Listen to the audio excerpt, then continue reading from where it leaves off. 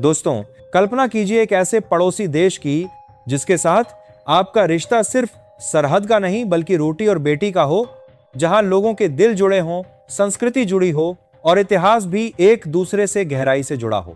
लेकिन अगर वही पड़ोसी अचानक आपके सबसे संवेदनशील मुद्दे पर ऐसा वार कर दे जो सीधे आपके स्वाभिमान और अखंडता को चुनौती दे दे, तो आज जो खबर हिमालय की वादियों से निकलकर सामने आई है, वो सिर्फ एक विवाद नहीं बल्कि एक ऐसा संकेत है जो आने वाले समय में भारत नेपाल रिश्तों की दिशा ही बदल सकता है। एक तरफ भारत जो हमेशा नेपाल के साथ खड़ा रहा, मुसीबत में मदद, व्यापार में सहारा और हर संकट में सबसे पहले हाथ बढ़ाने वाला देश, और दूसरी तरफ अब वही नेपाल जिसकी तरफ से ऐसे कदम उठाए जा रहे हैं जिन्हें देखकर सवाल उठना लाजमी है। क्या अब कहानी बदल रही है?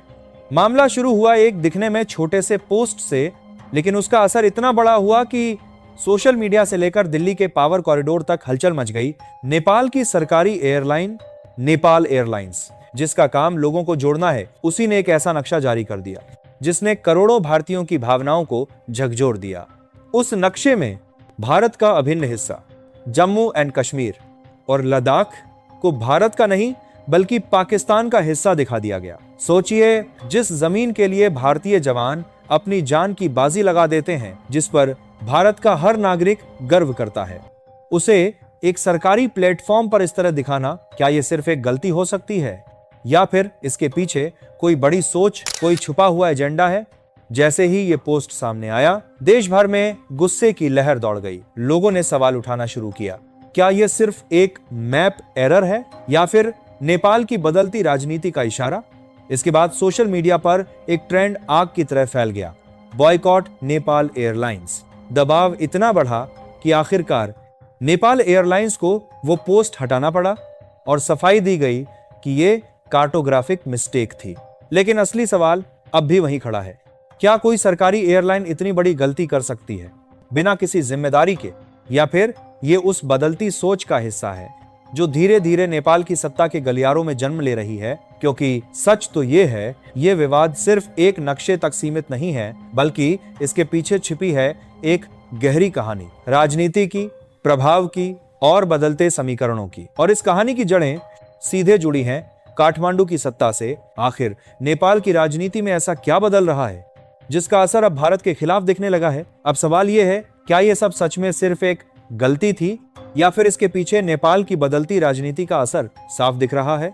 अगर आप पिछले कुछ समय की घटनाओं को जोड़कर देखेंगे तो तस्वीर धीरे धीरे साफ होने लगती। काठमांडू की राजनीति में एक नया तेवर देखने को मिला है, जहां कुछ नेता खुलकर भारत के साथ पुराने समझौतों पर सवाल उठा रहे हैं। इसी कड़ी में सबसे ज्यादा चर्चा में रहा नाम है बालेन शाह। बालेन शाह और उनके समर्थक लगातार India Nepal peace and friendship treaty को लेकर सवाल खड़े कर रहे हैं। उनका कहना है कि यह समझौता अब पुराना हो चुका है और इससे नेपाल पर भारत का प्रभाव जरूरत से ज्यादा बढ़ गया है। सुनने में यह बात संतुलन की लगती है, लेकिन जमीनी हकीकत कुछ और इशारा करती है, क्योंकि इस संतुलन की आड़ में धीरे धीरे एक भारत विरोधी नैरेटिव तैयार हो रहा है। नेपाल के अंदर एक ऐसा वर्ग उभर रहा है जो भारत से दूरी बनाकर चाइना की तरफ झुकाव बढ़ा रहा है, और यही वो मोड़ है जहां से रिश्तों में खटास शुरू होती है। लेकिन यह तनाव सिर्फ बयानों तक सीमित नहीं रहा, सीमा पर भी अब हालात बदलने लगे हैं। जहां पहले भारत नेपाल बॉर्डर पर लोग आसानी से आ जा सकते थे, छोटे व्यापारी बिना ज्यादा रोक टोक के सामान ले जाते थे, वहीं अब तस्वीर बिल्कुल अलग है।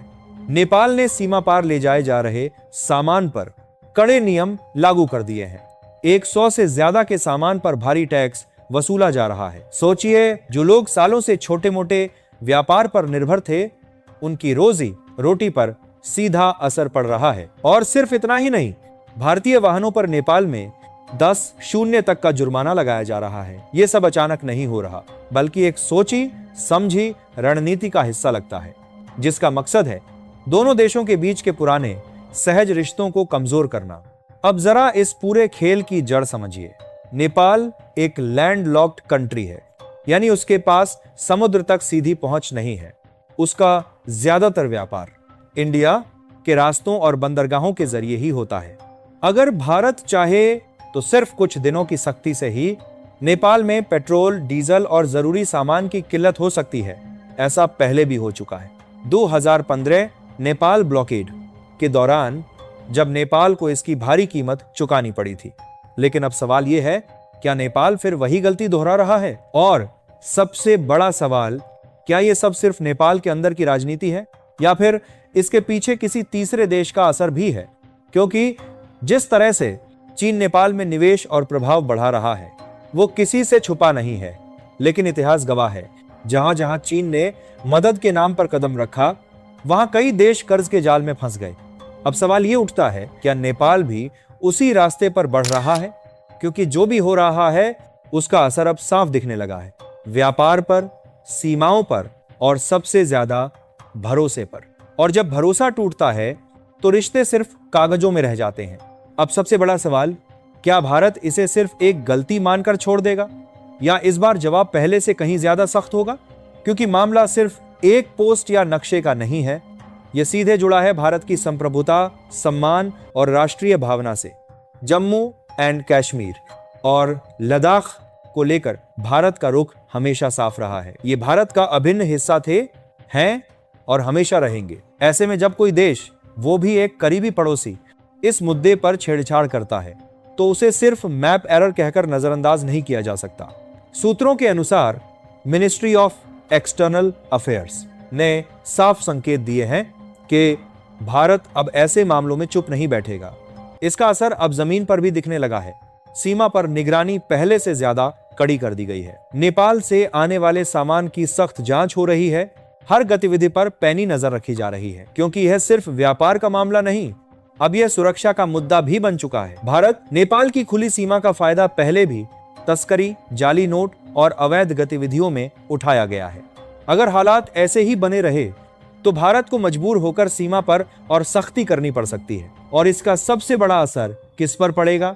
नेपाल के आम नागरिकों पर। नेपाल की अर्थव्यवस्था का बड़ा हिस्सा इंडिया पर निर्भर करता है, चाहे व्यापार हो, ट्रांजिट हो या पर्यटन। अगर भारतीय पर्यटक कम हो जाते हैं तो वहां के होटल, टैक्सी ड्राइवर और छोटे दुकानदारों की कमाई पर सीधा असर पड़ेगा। साथ ही अगर India Nepal peace and friendship treaty को लेकर विवाद बढ़ता है तो लाखों नेपाली युवाओं की रोजी रोटी खतरे में पड़ सकती है, जो भारत में काम करके अपने परिवार चलाते हैं। लेकिन इस पूरे मामले की सबसे खतरनाक बात है टूटता हुआ भरोसा। एक तरफ वो लोग हैं जो आज भी रिश्ते बचाना चाहते हैं, जहां पाशुपतिनाथ टेम्पल और काशी विश्वनाथ टेम्पल जैसे आस्था के धागे दोनों देशों को जोड़ते हैं।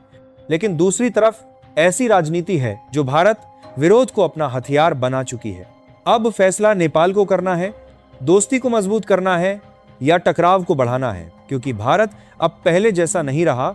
हम दोस्ती निभाना जानते हैं, लेकिन अपनी सीमाओं और सम्मान पर कभी समझौता नहीं करते। अगर हमारे नक्शे के साथ खिलवाड़ होगा तो जवाब सिर्फ शब्दों में नहीं, कड़े एक्शन में भी मिलेगा। आने वाला समय तय करेगा कि रिश्ते सुधरेंगे या और बिगड़ेंगे। लेकिन एक बात साफ है, भारत अब हर कदम पर नजर रखे हुए है। अब आप बताइए, क्या सिर्फ माफी काफी है या फिर सख्त कार्रवाई जरूरी है? अपनी राय कमेंट में जरूर लिखें। जय हिंद।